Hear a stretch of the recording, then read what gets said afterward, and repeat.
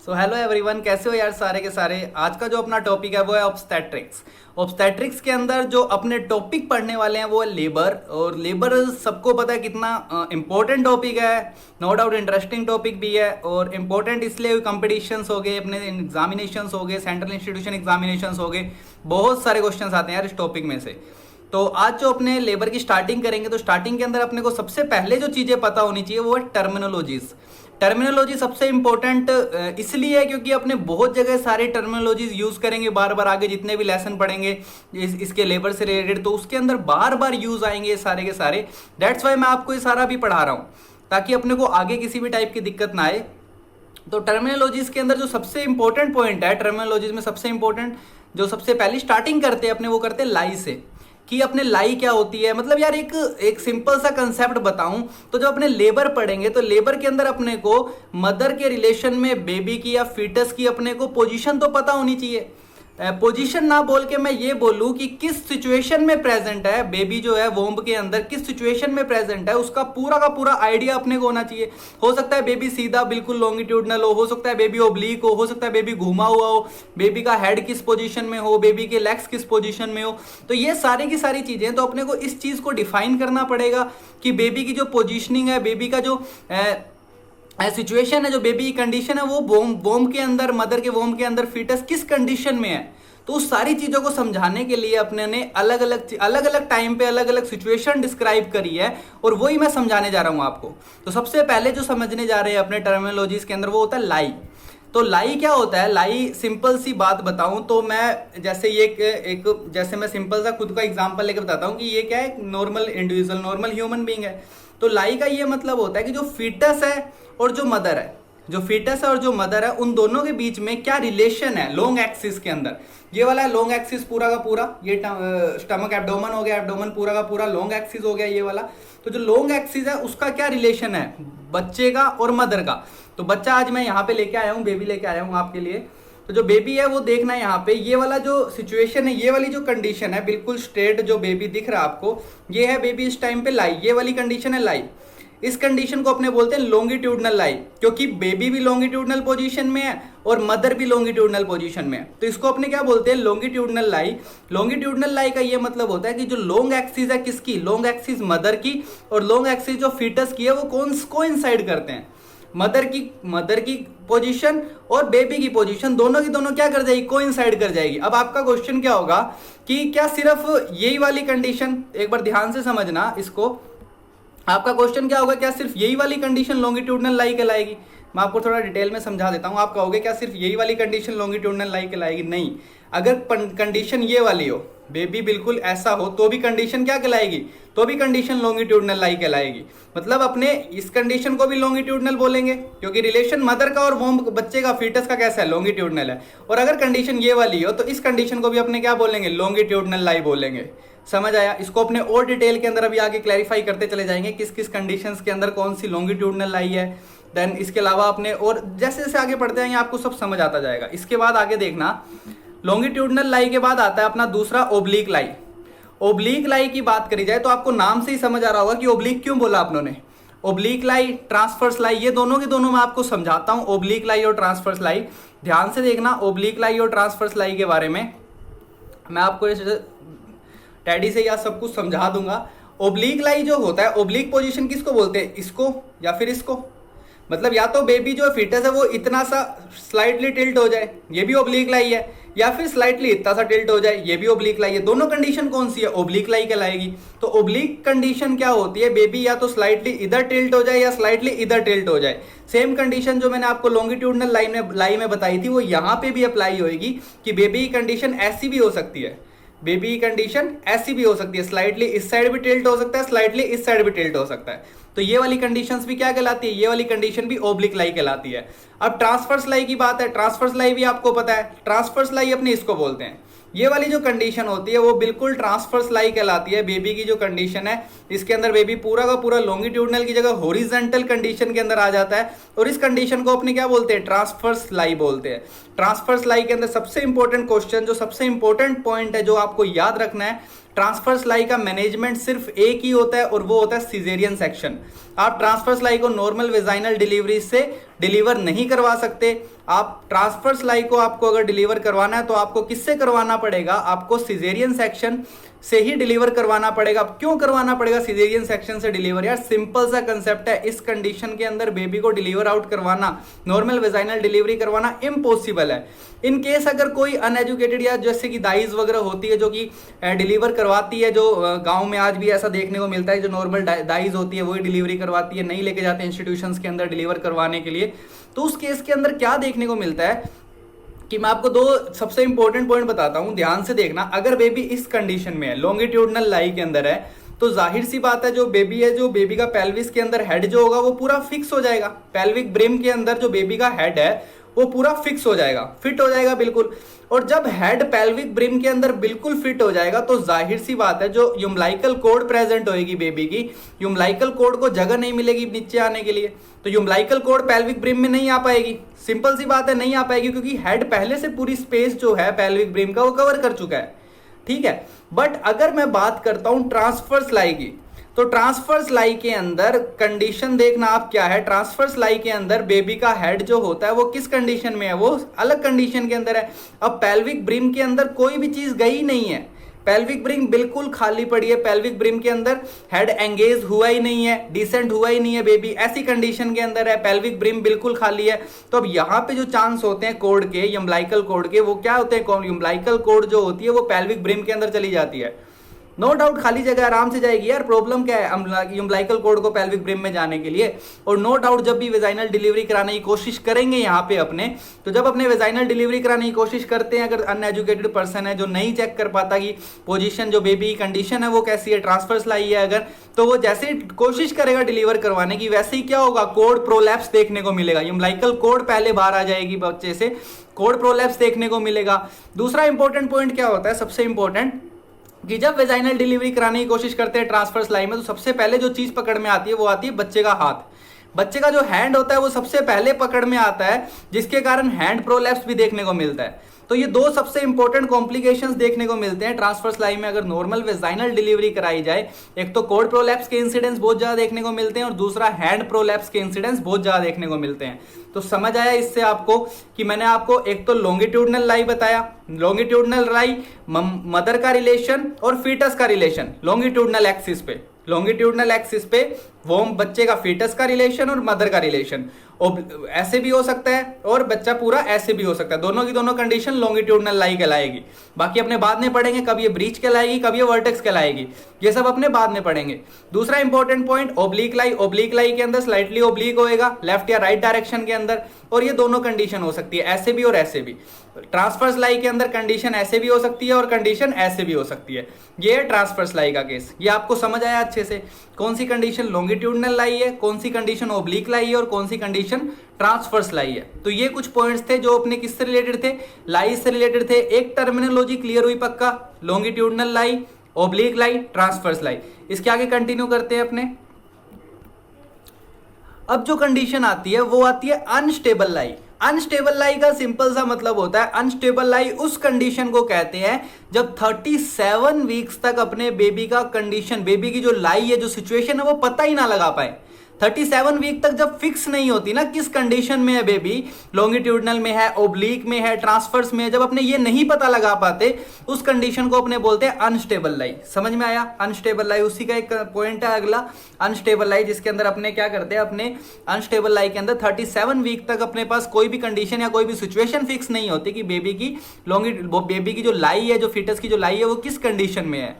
अब सबसे इंपॉर्टेंट बात जो आती है वो आती है कि इसके कॉजेज क्या क्या हो सकते हैं, किस किस कंडीशन के अंदर अनस्टेबल लाई देखने को मिल सकता है। First one is the idiopathic, जो कि मोस्ट कॉमन कोज है, इडियोपैथिकली हो सकता है, मोस्ट कॉमन कोज है। सेकंड इंपॉर्टेंट है पॉलीहाइड्रोमनियोस। पॉलीहाइड्रोमनियोस जो होता है अनस्टेबल लाई के अंदर कैसे अनस्टेबल लाई कोज करता है, ध्यान से सुनना कि एक तो है normal condition, normal amniotic fluid present है, ठीक है। एक होता है ओलिगोहाइड्रोमनियोस, एक होता है पॉलीहाइड्रोमनियोस। ओलिगोहाइड्रोमनियोस के अंदर क्या होगा, ओलिगोहाइड्रोमनियोस के अंदर फीटस को ऑलरेडी जगह कम मिलेगी, ओलिगोहाइड्रैमनियोस के अंदर फीटस को ऑलरेडी जगह कम मिलेगी, तो फीटस ज्यादा हिलेगा डुलेगा नहीं, फीटस एक फिक्स पोजीशन के अंदर पड़ा रहेगा, फीटस एक फिक्स पोजीशन के अंदर रहेगा, जिसके कारण उसको वहां पे अपने को अनस्टेबल लाइक कभी देखने को नहीं मिलेगा। किस कंडीशन में? ओलिगोहाइड्रैमनियोस के अंदर। बट वहीं अगर मैं बात करूं, वहीं अगर मैं किसकी बात करूं, वहीं अगर मैं पॉलीहाइड्रैमनियोस की बात करूं, किसकी बात करूं? पॉलीहाइड्रैमनियोस की बात करूं, तो पॉलीहाइड्रैमनियोस के अंदर ऑलरेडी बहुत सारा फ्लूइड है, बहुत सारा एमनियोटिक फ्लूइड प्रेजेंट है। और जब बहुत सारा एमनियोटिक फ्लूइड प्रेजेंट है तो ध्यान से सुनना मेरी बात, जो फीटस होगा उसको बहुत सारा स्पेस मिलेगा मस्ती करने के लिए।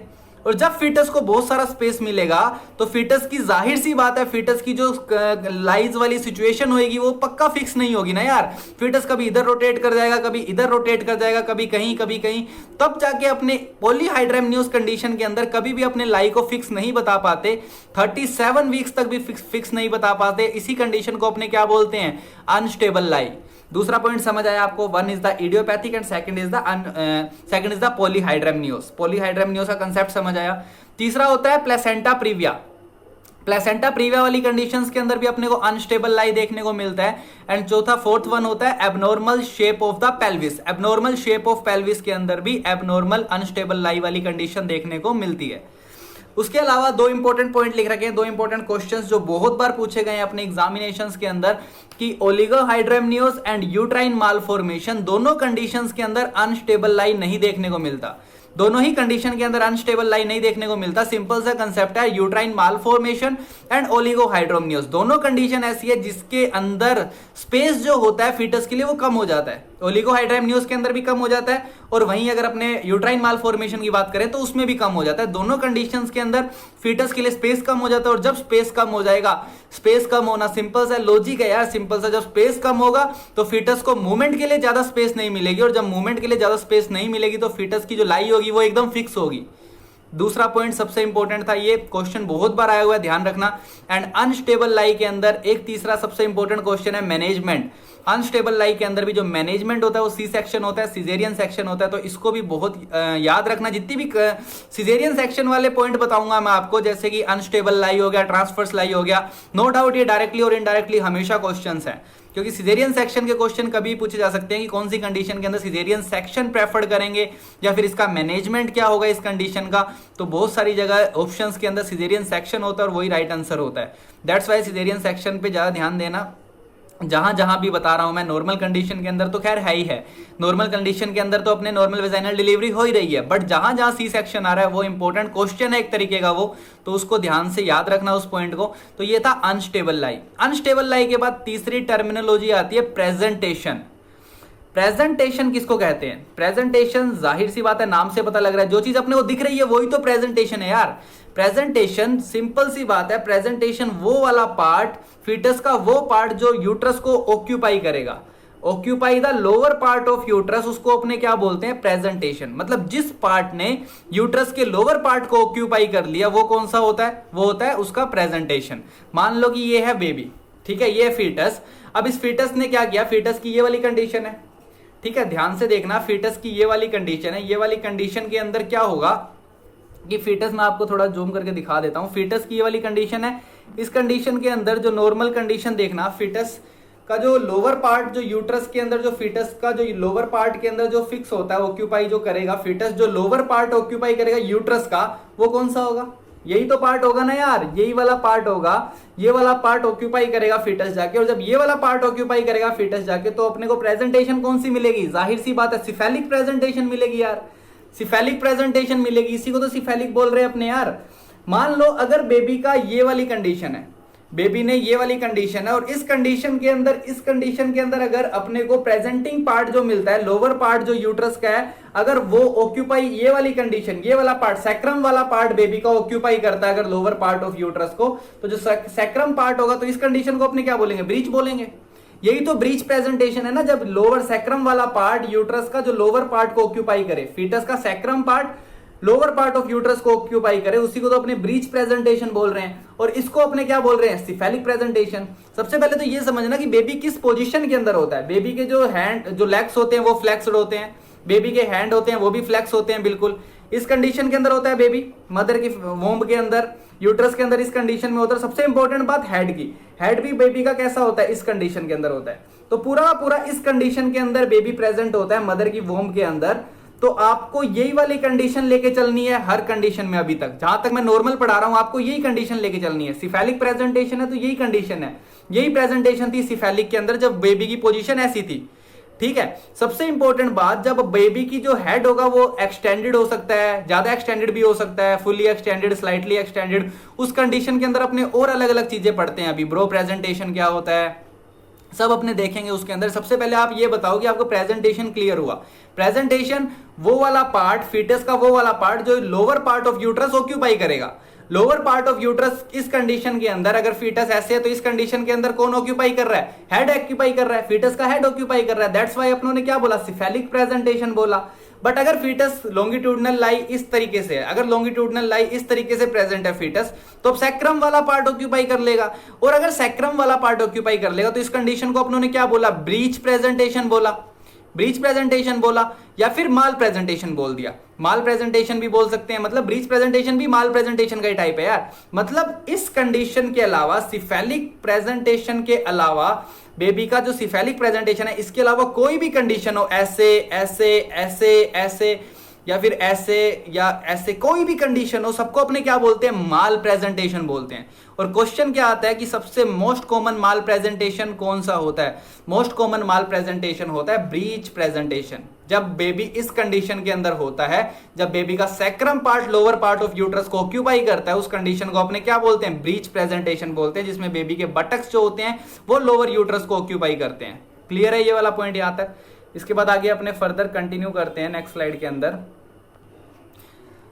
अब एक पॉइंट है सबसे इंपॉर्टेंट, वो है neglected shoulder presentation. Neglected shoulder presentation ये होता है कि मान लो कि आपके पास कोई भी फीमेल आ जाती है, फीमेल अगर ऐसे टाइम पे आ जाती है उसको पता नहीं है, आपको भी नहीं पता, फर्स्ट टाइम पे आई है, 37 वीक्स पे आई है, मान लो फीमेल आपके पास 37 वीक्स ऑफ लेबर, 37 वीक्स के ऊपर आई है आपको प्रेगनेंसी के, और लेबर का टाइम है, बिल्कुल लेबर पेन शुरू हो चुका है, उस टाइम के ऊपर आई है, और आपके पास पहली बार आई है वो फीमेल, आपने उसको पता भी नहीं है, आपको अल्ट्रासाउंड भी चेक किया आपने, नहीं पता, उसके अंदर भी आपको डिटेक्शन नहीं कर पा रहे आप उसका प्रेजेंटेशन, क्योंकि अल्ट्रासाउंड बहुत पुराना है।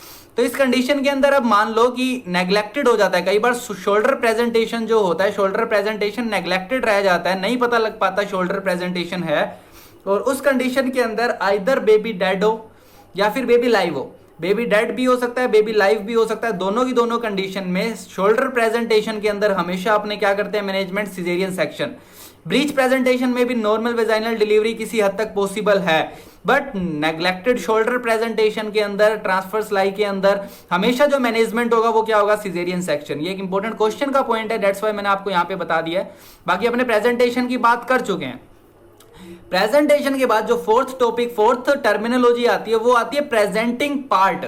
अभी तक अपनों ने प्रेजेंटेशन देखा, सिफेलिक प्रेजेंटेशन सबसे नॉर्मल प्रेजेंटेशन होता है, वो होता है सिफेलिक प्रेजेंटेशन। उसके अलावा जितने भी प्रेजेंटेशन है वो सारे कौन से होंगे, माल प्रेजेंटेशन। अब जो सबसे इंपॉर्टेंट पॉइंट है, अब कौन सा पॉइंट आता है, अब आता है प्रेजेंटिंग पार्ट। प्रेजेंटिंग पार्ट जो होता है कि जो प्रेजेंटेशन का पार्ट है जो डायरेक्टली लाई करता है किसके ऊपर, इंटरनल ओस के ऊपर। Presenting part of the fetus, presenting part of the fetus, जैसे प्रेजेंटिंग पार्ट सिफेलिक पार्ट था, पूरा का पूरा सिफेलिक पार्ट प्रेजेंटिंग पार्ट था।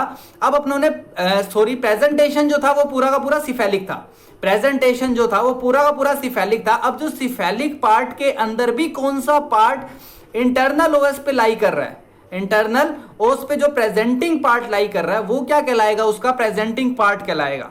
समझ आई मेरी बात? प्रेजेंटेशन में तो पूरा का पूरा सिफेलिक पार्ट था, बेबी कंडीशन ऐसी है सिफेलिक बोल दिया, बेबी कंडीशन ऐसी है ब्रीच बोल दिया, ठीक है। यहां पे अपने पास अब बेबी कंडीशन मान लो ऐसी है, बेबी कंडीशन सिफेलिक है। अब सिफेलिक के बाद भी अपने को ये पता करना है कि बेबी का जो है हेड जो हो रहा है, जो डायरेक्ट वर्टेक्स पोजीशन है, वर्टेक्स जो है वो इंटरनल ओस पे लाई कर रही है या फिर हेड जो है वो एक्सटेंडेड है, हेड जो है वो फ्लेक्स्ड है। अब अपने को ये पता करना है प्रेजेंटिंग पार्ट है, प्रेजेंटिंग पार्ट इन सारी चीजों के बारे में बताता है अपने को।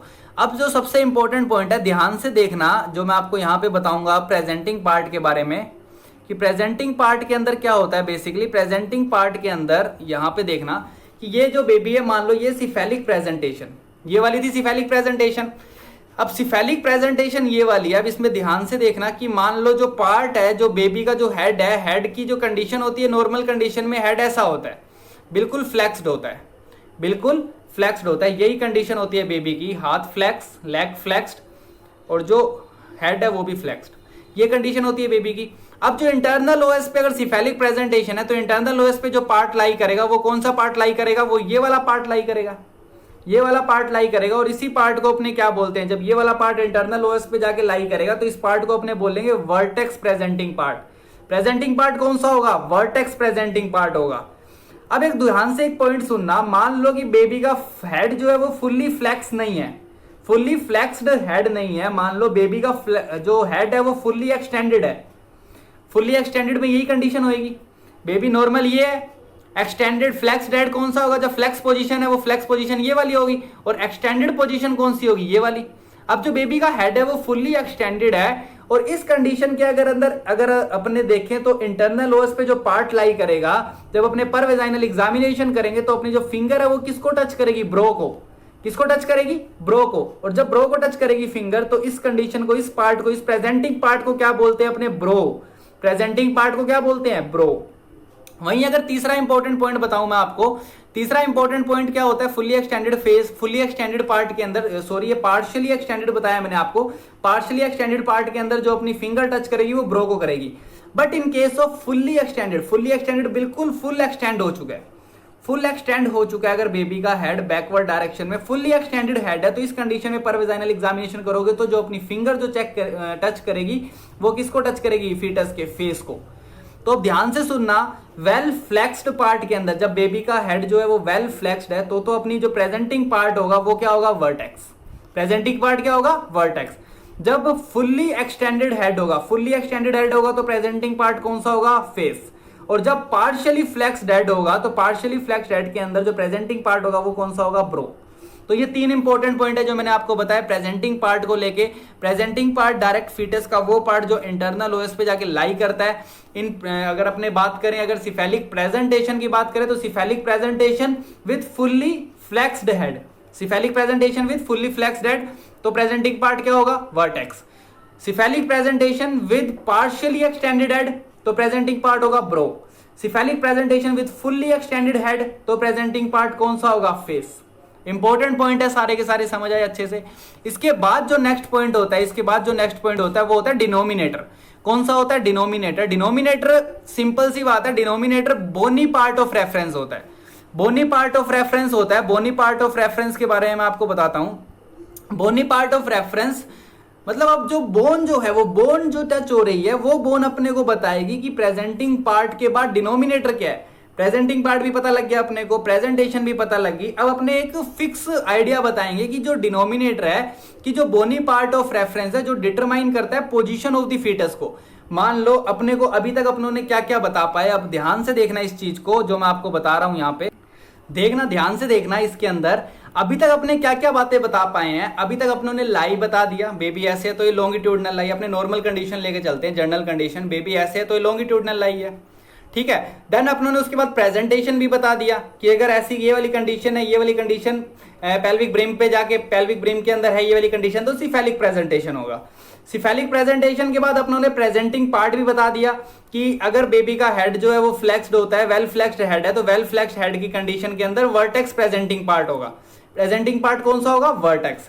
यहां तक अपनों ने बता दिया। बट यार पेल्विक ब्रिम है, जो पेल्विक ब्रिम के अंदर फीटस की कंडीशन जरूरी थोड़ी ना ऐसी रहेगी हमेशा।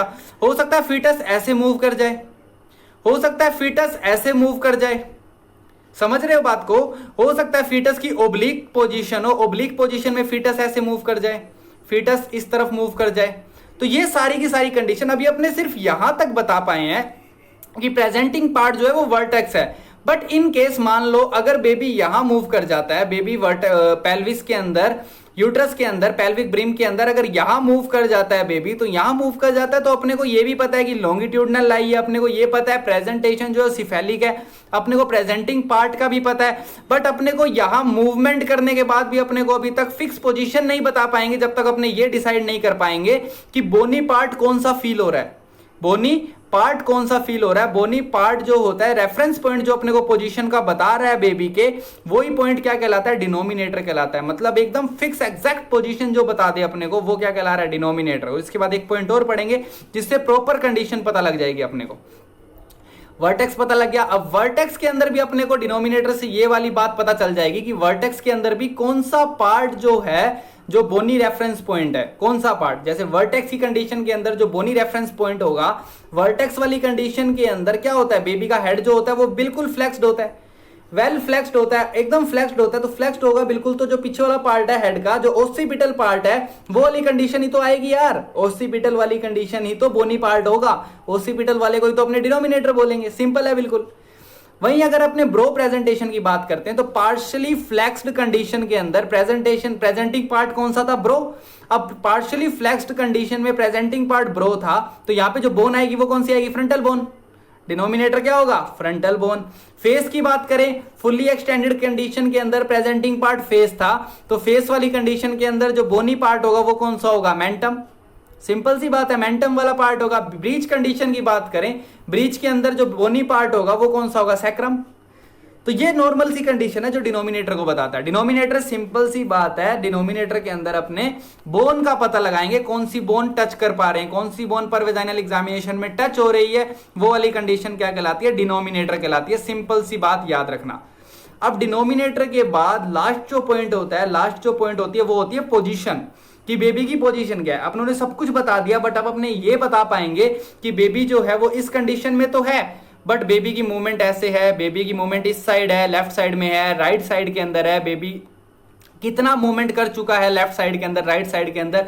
ये वाली सारी कंडीशन अपने किस चीज से बता पाते हैं, ये वाली सारी कंडीशन अपने पोजीशन से बता पाते हैं कि पोजीशन कौन सी है। तो इसलिए अपने ने टोटली 8 पार्ट के अंदर डिवाइड किया है पेल्विक ब्रिम को, जिसके अकॉर्डिंग अपने पोजीशन बता पाते हैं, जो कि अपने नेक्स्ट स्लाइड के अंदर कंटिन्यू करते हैं। पोजीशन जो होती है, पोजीशन आपको इस पेल्विक ब्रिम से समझ आएगी। ये पूरा का पूरा पेल्विस वाला एरिया है, पेल्विस वाला पार्ट है, जिसके अंदर बेबी का हेड जो होता है वो आके क्या होता है, बेबी का हेड आगे फिक्स होता है। अगर नॉर्मल कंडीशन की बात करें तो अपने बेबी का हेड इसके अंदर फिक्स होता है आगे नॉर्मल कंडीशन के अंदर। तो अब इसको अपनों ने 8 पार्ट के अंदर डिवाइड किया ताकि अपने फिक्स एग्जैक्ट पोजीशन बता पाए बेबी की। ठीक है, सबसे पहली जो सबसे मोस्ट कॉमन पोजीशन होती है वो होती है लेफ्ट ओसिपिटो ट्रांसवर्स पोजीशन। कौन सी पोजीशन होती है, लेफ्ट ओसिपिटो ट्रांसवर्स पोजीशन होती है। सबसे पहले तो मैं आपको बता देता हूं, ये एंटीरियर पार्ट है, ये पोस्टीरियर पार्ट है। अगर 3D व्यू देखोगे तो 3D व्यू के अंदर आपको समझ आ जाएगा एंटीरियर पार्ट और पीछे वाला पोस्टीरियर पार्ट। ठीक है, एंटीरियर पार्ट और पोस्टीरियर पार्ट। तो जो अब एंटीरियर के आसपास होंगे उसको एंटीरियर बोलेंगे, पोस्टीरियर के आसपास होंगे उसको पोस्टीरियर बोलेंगे, और बीच में जो बचेगा वो क्या कहलाएगा, ट्रांसवर्स कहलाएगा। तो मोस्ट कॉमन जो पोजीशन होती है वो होती है लेफ्ट ओसिपिटो ट्रांसवर्स। लेफ्ट बोला क्योंकि लेफ्ट साइड के अंदर है, ये लेफ्ट साइड वो राइट साइड, तो लेफ्ट साइड के अंदर है, डेट्स वाई लेफ्ट हो गया। ओसिपिटो क्यों है, क्योंकि ओसिपिटो के अंदर अपनों ने क्या पढ़ लिया, अपनों ने डिनोमिनेटर पढ़ लिया। डिनोमिनेटर के अंदर क्या है, ओसिपिटल बोन आ रही थी, डेट्स वाई ओसिपिटो बोल दिया अपनों ने। और क्योंकि ट्रांसवर्स पोजीशन के अंदर है बेबी का हेड। यहां पे ट्रांसवर्स पोजीशन का ये मतलब बिल्कुल भी नहीं है, ध्यान से समझना मेरी बात को। कहीं आप ट्रांसफर्स पोजीशन का ये मतलब समझ लो कि ट्रांसफर्स पोजीशन में बेबी की कंडीशन ऐसी है, नहीं, बिल्कुल गलत बात है। लेफ्ट ओसिपिटो ट्रांसफर्स कंडीशन के अंदर जो बेबी की पोजीशन होगी, ध्यान से सुनना, बेबी की पोजीशन जो होती है वो ऐसी होती है, बट जो हेड होता है वो स्लाइटली कहां पे मुड़ा हुआ होता है, जो हेड होता है वो स्लाइटली ट्रांसफर्स साइड के अंदर मुड़ा हुआ होता है। जो हेड होता है वो ट्रांसफर्स पोजीशन के अंदर होता है। बेबी की जो पोजीशन होती है, बेबी की पोजीशन ऐसी होती है, बिल्कुल फिक्स होती है, बट जो हेड होता है, जो ओसिपिटल ये वाला जो पार्ट होता है वो कहां की तरफ होता है, वो बिल्कुल ट्रांसफर्स पोजीशन की तरफ होता है, जिसके अंदर अपने पढ़ेंगे बाद में लेबर के अंदर किस तरीके से ट्विस्टिंग देखने को मिलती है नेक के अंदर। नेक के अंदर ट्विस्टिंग देखने को मिलती है। जब अपने इंटरनल रोटेशन एक्सटर्नल रोटेशन के बारे में पढ़ेंगे उस टाइम पे अपने बताएंगे किस तरीके से बेबी का जो पूरा का पूरा जो बॉडी वाला पार्ट होता है वो सेम ऐसे कैसा रहता है, बस जो मूवमेंट होती है वो नेक की होती है बहुत सारे केसेस के अंदर। तो जो लेफ्ट ओसिपिटो ट्रांसफर्स पोजीशन होती है वो सबसे कॉमन होती है, डेट्स वाई उसको अपनों ने क्या दिया, फर्स्ट नाम दिया। दूसरा इंपॉर्टेंट पॉइंट देखना, दूसरा इंपॉर्टेंट पॉइंट होता है left as occipito anterior, left occipito anterior. Then right side में आ जाए तो राइट ओसिपिटो एंटीरियर। देन अपने यहां पे आ जाए ट्रांसफर साइड के अंदर तो right occipito transverse position, then right occipito posterior position, then left occipito posterior position. और ये वाली पोजीशन जो होती है ये बिल्कुल उसके फिक्स उसके पॉइंट के ऊपर होती है, डेट्स वाई इसको अपने डीओपी बोलते हैं, डायरेक्ट ओसिपिटो पोस्टीरियर पोजीशन। तो ये सारे के सारे पॉइंट थे, ये पोजीशन थी सारी की सारी। इसके बाद मैं आपको इंपॉर्टेंट चीज जो बताऊंगा ये भी दोबारा देखेंगे एक बार डायग्राम अपने, इससे पहले अपने एक चीज और देखते हैं जो इंपॉर्टेंट है, वो है ये वाली पोजीशन। सबसे मोस्ट कॉमन पोजीशन जो होती है फीटस की, ध्यान से सुनना, मोस्ट कॉमन पोजीशन होती है फीटस की एलओटी, जो मैं आपको बता के आया हूं। लेफ्ट ओसिपिटो ट्रांसफर्स पोजीशन सबसे मोस्ट कॉमन पोजीशन होती है। और ये वन लाइनर जितने भी लिख रखे हैं मैंने, सारे के सारे इंपॉर्टेंट क्वेश्चंस हैं, सारे के सारे क्वेश्चंस पूछे गए हैं कहीं ना कहीं, और नहीं पूछे गए तो पूछ लिए जाएंगे। तो सबसे most common position of the fetus is the left occipito transverse position. Second question वही घुमा के पूछ लिया जाता है कई बार कि लेबर के अंदर left ओसिपिटो position most common position कौन सी होती है लेबर के टाइम पे, तो सेम आंसर जाएगा लेफ्ट ओसिपिटो ट्रांसफर्स पोजीशन। अब जो तीसरा क्वेश्चन आता है वो आता है कि most common position during late labour, late labour के अंदर पोजीशन कौन सी होगी, लेफ्ट ओसिपिटो एंटीरियर पोजीशन होगी लेट लेबर के अंदर। क्यों होगी, ध्यान से देखना, क्योंकि जो मूवमेंट होती है, जो मूवमेंट होती है बेबी की, वो मूवमेंट यहां से यहां की तरफ होती है। जो बेबी जैसे जैसे लेबर जो होता है वो इंक्रीज करता जाता है, लेबर का प्रोसेस जैसे जैसे बढ़ता चला जाता है, वैसे वैसे जो बेबी की जो मूवमेंट होती चली जाती है वो इस तरह से होती चली जाती है, लेफ्ट ओसिपिटो ट्रांसफर से left occipito anterior, then anterior, इस कंडीशन के अंदर आता जाता है बेबी। और सबसे इंपॉर्टेंट बात है कि अगर बेबी की कंडीशन, बेबी की जो पोजीशन है वो लेफ्ट ओसिपिटो ट्रांसफर्स पोजीशन है, तो सबसे सेफेस्ट होता है ये वाली पोजीशन, जिसके अंदर अपने नॉर्मल वेजाइनल डिलीवरी कराते हैं बेबी की। और वैसे तो सारी की सारी ये वाली सारी पोजीशन जितनी भी है, सारी की सारी पोजीशंस में नॉर्मल वेजाइनल डिलीवरी हो सकती है, बट सबसे जो मोस्ट कॉमन देखने को मिलता है और मोस्ट कॉमन इंडिकेशन भी है नॉर्मल वेजाइनल डिलीवरी का, एलओटी पोजीशन। उसके बाद अपने आगे देखते हैं, इसके बाद इसके अंदर और क्वेश्चन कौन कौन से होते हैं। ड्यूरिंग लेबर हो गया, लेट लेबर के अंदर लेफ्ट ओसिपिटो एंटीरियर पोजीशन होता है। क्यों होती है ऐसी, क्योंकि जो मूवमेंट होती है वो मैं आपको बता चुका हूं। उसके बाद most common ओसिपिटो anterior position, most common ओसिपिटो anterior position पूछा है उसने, तो एंटीरियर पोजीशन में जाहिर सी बात है लेफ्ट ओसिपिटो एंटीरियर पोजीशन होगा। उसके बाद most common ओसिपिटो posterior position, most common ओसिपिटो posterior position देखना कौन सी है। मोस्ट कॉमन ओसिपिटो पोस्टीरियर पोजीशन जो होती है वो ये वाली होती है, राइट ओसिपिटो पोस्टीरियर। कौन सी पोजीशन है, राइट ओसिपिटो पोस्टीरियर पोजीशन है। ये मोस्ट कॉमन पोस्टीरियर पोजीशन देखने को मिलती है बच्चों के अंदर। मतलब मैं आपको बता रहा हूं सबसे ज्यादा पोजीशंस तो यही मिलेगी, ये नॉर्मल है, बट यहां पे जो पोस्टीरियर पॉइंट उसने डाल दिया क्वेश्चन के अंदर, तो पोस्टीरियर केसेस के अंदर सबसे ज्यादा कौन सी पोजीशन देखने को मिलती है, राइट ओसिपिटो पोस्टीरियर। याद रखना, सारे के सारे क्वेश्चंस है ये। उसके बाद ब्रीच प्रेजेंटेशन के अंदर अपने को कौन सी पोजीशन देखने को मिलती है, ब्रीच प्रेजेंटेशन के अंदर अपने को लेफ्ट सैक्रो एंटीरियर पोजीशन देखने को मिलती है। अब ध्यान देना आप एक पॉइंट के ऊपर, जैसे इसने ब्रीच बोला, ब्रीच बोलते ही अपने पास डिनोमिनेटर था, जो मिडल पार्ट था डिनोमिनेटर का, जहां पे अभी तक अपने ओसिपिटो पढ़ रहे थे, वहां पे सैक्रम आ चुका है। ध्यान देना, जो डिनोमिनेटर पार्ट है वहां पे सैक्रम आ चुका है। तो क्या अपने आप फिक्स पोजीशन बता पा रहे हैं पूरी फीटस की, बता पा रहे हैं, ऑब्वियसली बता पा रहे हैं यार, क्योंकि जैसे अपने को बोला कि most common position in breach क्या है, तो ब्रीच में आपने बता दिया कि left sacrum anterior, left sacro anterior position. उसने पूछा मोस्ट कॉमन ओसिपिटो एंटीरियर पोजीशन कौन सी, तो अपनों ने बता दिया लेफ्ट ओसिपिटो एंटीरियर पोजीशन है। वैसे ही उसने क्या पूछा, मोस्ट कॉमन पोजीशन फेस के अंदर कौन सी है, फेस वाली कंडीशन में मोस्ट कॉमन पोजीशन कौन सी है, तो फेस वाली कंडीशन के अंदर जो मोस्ट कॉमन पोजीशन होती है वो होती है लेफ्ट मेंटो एंटीरियर, लेफ्ट मेंटो एंटीरियर। क्योंकि डिनोमिनेटर पार्ट कौन सा है, मेंटम, जो अपने पढ़ के आ चुके हैं, अभी मैंने आपको बताया मेंटम पार्ट होता है फेस के अंदर। तो ये वाले कंसेप्ट है जिससे अपने एकदम फिक्स एग्जैक्ट पोजीशन बता सकते हैं बेबी की, जो कंडीशन है जो फीटस की यूट्रस के अंदर वो क्या है वो अपने बता सकते हैं। पेल्विक ब्रिम के अंदर उसका हेड जो है वो एंगेज हो चुका है, नहीं हो चुका, हो चुका तो वो किस कंडीशन में है, प्रेजेंटिंग पार्ट कौन सा है, प्रेजेंटेशन कौन सा है, डिनोमिनेटर कौन सा है, पोजीशन कौन सा है। तो ये सारी की सारी कंडीशंस जो होती है ये बहुत इंपॉर्टेंट है। नो डाउट ये कंसेप्ट है पूरा का पूरा, अगर ये बेस क्लियर हो जाता है पोजीशंस के बेसिस के ऊपर, तो नो डाउट अपने बहुत सारे पॉइंट्स आगे बहुत इजीली क्लियर कर सकते हैं लेबर के अंदर।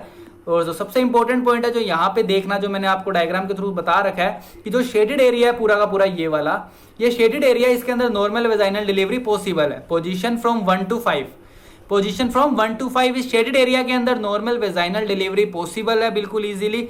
वहीं अगर लाइंड एरिया की बात करूं मैं, ये वाला जो लाइनिंग एरिया 6, 7 और 8, 6, 7 और 8 ये वाला कंडीशन है, इसके अंदर अपने ओसिपिटो पोस्टीरियर डिलीवरी, कौन सी delivery, occipito posterior delivery possible है। यहाँ पे पोजीशन 6 to 8। बट अगर इन केस ये वाली कंडीशन है, इसके अंदर अपने को क्या करवाना पड़ता है, इसके अंदर अपने को सिजेरियन सेक्शन करवाना पड़ता है। सिजेरियन सेक्शन देखने को मिलता है इसके अंदर। माल पोजीशंस होती है सारी की सारी। माल पोजीशंस के अंदर सिजेरियन सेक्शन हो सकता है, या फिर अपने और एक्सटर्नली इसको रोटेट करवाते हैं बेबी को। बहुत सारी कंडीशंस होती है जो कि अपने धीरे धीरे आगे पढ़ेंगे बहुत सारी जगह। नॉर्मल वेजाइनल डिलीवरी के लिए याद रखना जो पोजीशन होती है वो 1 to 5 होती है। तो ये था नॉर्मल टर्मिनोलॉजी जो लेबर से रिलेटेड थी। सबसे पहले अपनों ने क्या पढ़ा, एक ब्रीफ समरी देख लेते हैं फटाफट। सबसे पहले अपनों ने लाई के बारे में पढ़ा। लाई जो होता है वो लॉन्गिट्यूडनल एक्सिस मदर और वॉर्म बच्चे का फीटस का रिलेशन होता है। लॉन्गिट्यूडनल लाई पढ़ा, ओब्लिक लाई पढ़ा, ट्रांसफर्स लाई पढ़ा। उसके बाद दूसरा पॉइंट अपनों ने क्या पढ़ा, प्रेजेंटेशन के बारे में पढ़ा। प्रेजेंटेशन के अंदर कौन सा पार्ट जो है, तो जो कौन सा पार्ट है वो प्रेजेंट हो रहा है किसके अंदर, पेल्विक ब्रेम के अंदर। पेल्विक ब्रेम के अंदर जो पार्ट प्रेजेंट है वो अपनों ने क्या बताया, प्रेजेंटेशन बताया अपनों ने, cephalic presentation, breech presentation.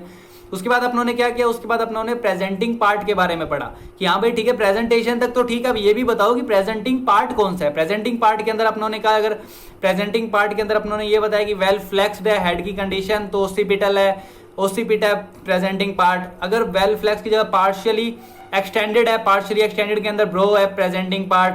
Fully extended है तो उसके अंदर फेस है प्रेजेंटिंग पार्ट। ये पढ़ाया अपनों ने। उसके बाद अपनों ने लास्ट के अंदर डिनोमिनेटर के बारे में पढ़ा कि हाँ भाई प्रेजेंटिंग पार्ट तक भी ठीक है, अब डिनोमिनेटर बताओ कि बोनी रेफरेंस पॉइंट से बताओ कौन सी बोन फील हो रही है आपको पर वेजाइनल एग्जामिनेशन में। तो बोनी रेफरेंस पॉइंट से अपनों ने बताया कि भाई अगर फुल्ली एक्सटेंडेड है, फुल्ली फ्लेक्स्ड हेड है, फ्लेक्स्ड वाली कंडीशन के अंदर अपने को ओसिपिटल पार्ट फील होगा डिनोमिनेटर के अंदर। पार्शियली एक्सटेंडेड है तो अपने को फ्रंटल बोन होएगी, फुली एक्सटेंडेड है तो अपने को मेंटम होगा। ये पढ़ा। और लास्ट के अंदर अपनों ने क्या पढ़ा, पोजीशंस पढ़ी। पेल्विस के रिलेशन के अंदर अपनों ने सारी की सारी पोजीशंस पढ़ी। 8 पोजीशंस पढ़ी अपनों ने। ट्रांसफर्स साइड के अंदर अपनों ने जो नाम दिया वो लेफ्ट और राइट ट्रांसफर्स ओसिपिटो नाम दिया अपनों ने उसको, left occipito transverse, right occipito transverse. Anterior वाली कंडीशन में एंटीरियर नाम दिया, पोस्टीरियर वाली कंडीशन में पोस्टीरियर नाम दिया। और बाकी उस पर डिपेंड करेगा सेंटर वाला डिनोमिनेटर किस बेसिस पे अपने को बताना है। अगर ओसिपिटल प्रेजेंटेशन, ओसिपिटल है डिनोमिनेटर तो ओसिपिटो आ जाएगा। और अगर ब्रीच प्रेजेंटेशन होता है तो ब्रीच प्रेजेंटेशन के केस में बोन जो होगी, बोनी रेफरेंस जो होगा वो कौन सा होगा, सैक्रम। तो this is all about terminology related to labour and no doubt important one है, कंसेप्चुअल है, इंटरेस्टिंग भी है। होपफुली आपको सब कुछ समझ आया होगा। फिर भी अगर कुछ नहीं समझ आता, कुछ इंप्रूवमेंट की नीड लगती है आपको कि हाँ भाई बिल्कुल विजिबल है अच्छे से, अगर सब कुछ समझ आ रहा है, ये भी अच्छे से समझ आ रहा है अगर आपको ये वाला बेबी, तो अगर आप ये सब चीज़ समझ आ रही है अच्छे से आपको तो ठीक है, कोई प्रॉब्लम नहीं है, कंटिन्यू करेंगे इसी के साथ। इफ़ अगर किसी इंप्रूवमेंट की नीड है तो आप बता सकते हो, मैं अगले लेक्चर के अंदर थोड़ा इंप्रूव कर दूंगा आपके अकॉर्डिंग, अगर उससे ज़्यादा बेटर हो सकता हो तो कुछ। And stay tuned guys, like share and subscribe my channel medicos cafe. Stay tuned for more interesting videos. Thank you.